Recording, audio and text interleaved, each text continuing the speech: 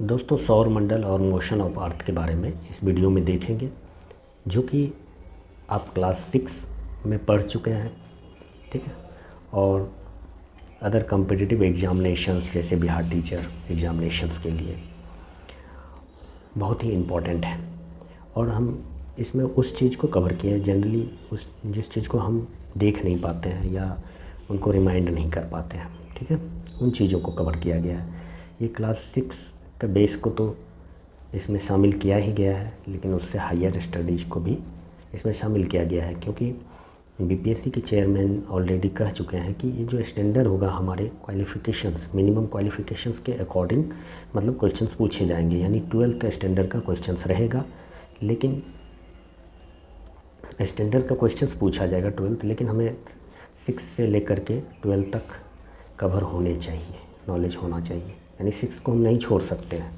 ठीक है, तो देखिए इस क्वेश्चंस को और पता कीजिए कि क्या आपको ये फैक्ट याद था।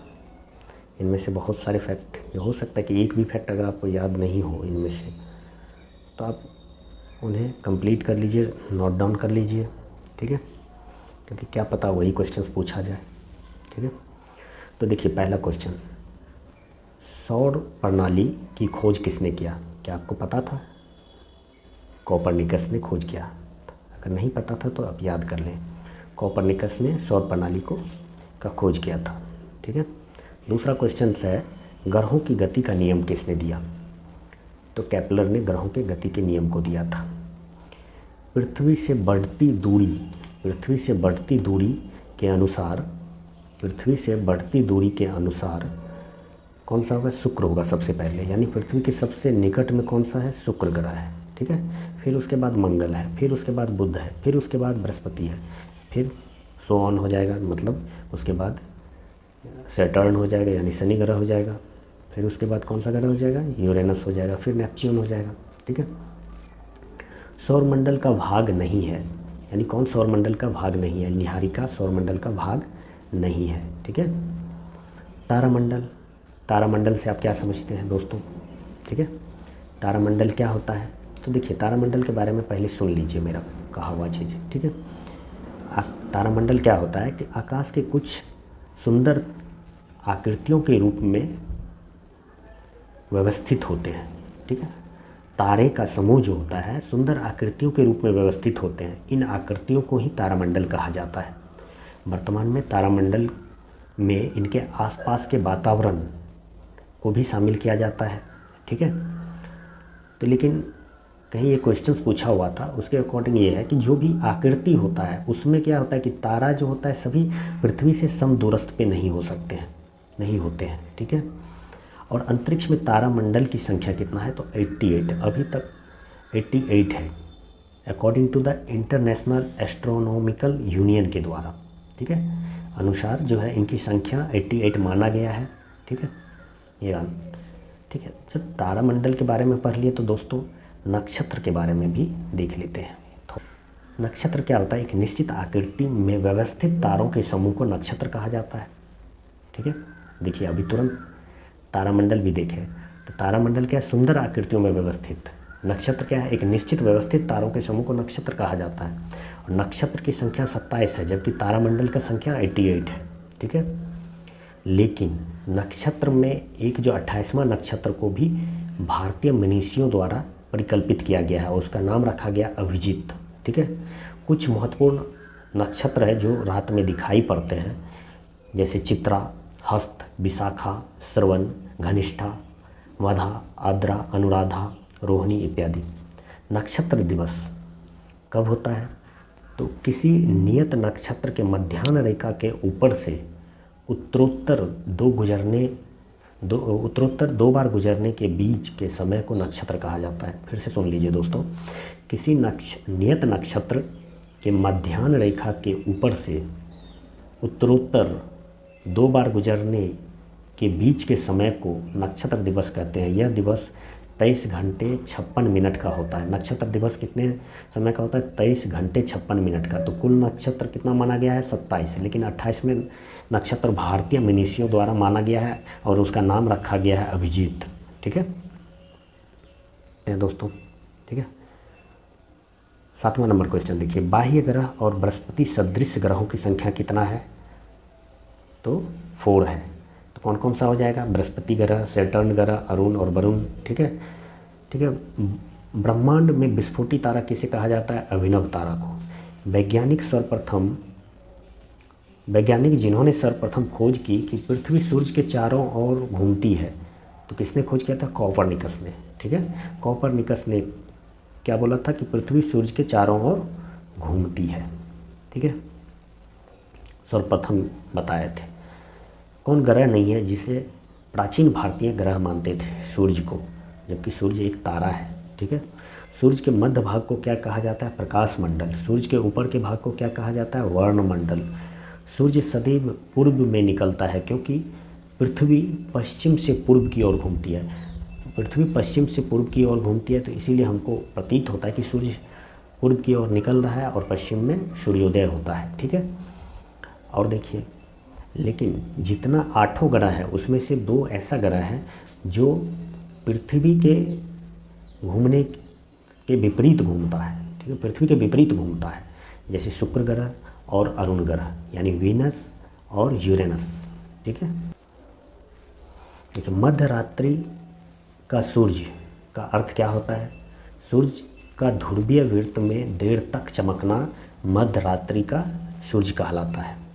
और दोस्तों पता है नॉर्वे में सूर्य मध्य रात्रि में कब दिखाई देता है? तो 21 जून को नॉर्वे में सूर्य मध्य रात्रि में दिखाई देता है। यानी कि नॉर्वे क्या है? ध्रुवीय देश है।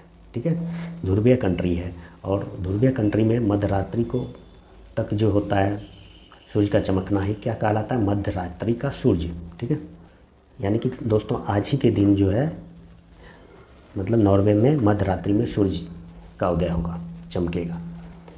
मध्य रात्रि का सूर्य किस क्षेत्र में दिखाई देता है? अटलांटिक क्षेत्र में। मध्य रात्रि का सूर्य किस क्षेत्र में? अटलांटिक, यानी ध्रुवीय क्षेत्र में। सूर्य में काला धब्बा क्या है? धब्बे का वह स्थान जो प्रकाश उत्सर्जित करने में असमर्थ हो, उसे सूर्य का काला धब्बा कहते हैं। जहाँ से प्रकाश नहीं निकलेगा वही तो काला होगा। सूर्य के रासायनिक मिश्रण में हाइड्रोजन का प्रतिशत कितना है? तो 71%, 71% हाइड्रोजन है, और शेष हीलियम सबसे ज़्यादा हाइड्रोजन के बाद। ठीक है, और हाइड्रोजन और हीलियम मिलकर के नाभिकीय संलयन के विधि के द्वारा ही सूर्य में ताप यानी टेम्परेचर, सूर्य मतलब हीट ऊर्जा निकलती है। ठीक है, बुध नक्षत्र में एक वर्ष में दिनों की संख्या कितनी होती है? बुध परिक्रमा कंप्लीट कर लेता है किसका? सूर्य का। ठीक है, और सबसे ज़्यादा समय लेता है नेपच्यून यानी वरुण। ठीक है, क्योंकि वो सबसे ज़्यादा दूरी पे है सूर्य से, इसीलिए। किस ग्रह में चंद्रमा या सूर्य की तरह कलाएं होती है? बुध ग्रह में। ठीक है, ये याद कर लीजिए। ठीक है, क्या आपको ये पता था दोस्तों? किस ग्रह में चंद्रमा और शुक्र की तरह कलाएं होती है? तो बुध में होती है। बुध पृथ्वी की तुलना में सूर्य के समीप है, इसीलिए पृथ्वी से उसकी चंद्रमा की तरह कलाएं दिखाई देती है। चंद्रमा के सदृश दिखाई देने वाले ग्रह कौन सा है? बुध है।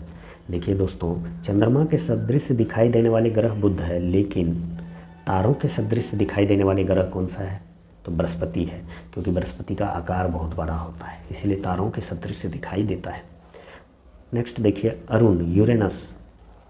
ठीक है, सौरमंडल का एकमात्र ग्रह है जो अपनी अक्ष पर सर्वाधिक झुका हुआ ग्रह है, यानी कि लगभग 98 डिग्री से वो अपने अक्ष पे झुका हुआ है अरुण ग्रह, इसीलिए इसे लेटा हुआ ग्रह भी कहा जाता है। बुध के अक्ष का झुकाव सौरमंडल में अन्य किसी भी ग्रह से सबसे कम है, यानी 8 डिग्री के लगभग, परंतु कक्षीय विकेंद्रता सर्वाधिक है, इसीलिए बुध पे जो तापांतर बहुत अधिक होता है, तापों का अंतर अधिक होता है। ठीक है, इसीलिए, क्योंकि सूर्य में दिन में जहाँ वहाँ बहुत ज़्यादा गर्मी होती है, तो रात में बहुत ज़्यादा ठंडी, तो इसीलिए तापों का अंतर बहुत अधिक होता है। इसीलिए बुध सबसे गर्म ग्रह नहीं है, सबसे गर्म ग्रह वीनस है, बुध के बाद वाले ग्रह। ठीक, किस ग्रह की पूजा देवी के रूप में करते थे? तो शुक्र ग्रह को देवी के रूप में यूरोपवासी पूजा करते थे, और शुक्र ग्रह ही सबसे चमकीला ग्रह है और इसे सौंदर्य का देवता कहा जाता है। तो दोस्तों एक क्वेश्चन और भी है, सौंदर्य का देवता शुक्र ग्रह को कहा जाता है, लेकिन मास्टर ऑफ गॉड किसे कहा जाता है? बृहस्पति ग्रह को कहा जाता है मास्टर ऑफ गॉड।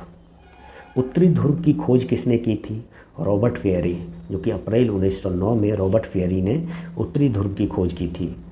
ठीक है। दक्षिणी ध्रुव की खोज किसने की थी? प्रथम व्यक्ति जिसने दक्षिणी ध्रुव की खोज की थी तो रोनाल्ड एम्undsen ने 14 दिसंबर 1911 को किया था। ठीक है। और यही रॉबर्ट एम्undsen अपने दोस्तों के साथ साउथ पोल से उत्तरी पोल पे भी पहुंचने वाला प्रथम व्यक्ति है, यानी दोनों पोल पे पहुंचने वाला फर्स्ट मैन ऐसा है जो दोनों पोल पे गया है। ठीक है। सेकेंड मैन ये देखिए रॉबर्ट फ्लैंकन स्कॉट। पृथ्वी के सबसे निकटतम खगोलीय पिंड कौन सा है? तो चंद्रमा है। पृथ्वी की आकृति सर्वोत्तम ढंग से किस शब्द से स्पष्ट की जा सकती है? कि लवधक्ष गोलार्ध, प्रोनाउंसिएशन देख लीजिए दोस्तों। ठीक है। ठीक है। नेक्स्ट देखिए, तारा सदृश ग्रह कौन सा है? बृहस्पति, जुपिटर। ठीक है।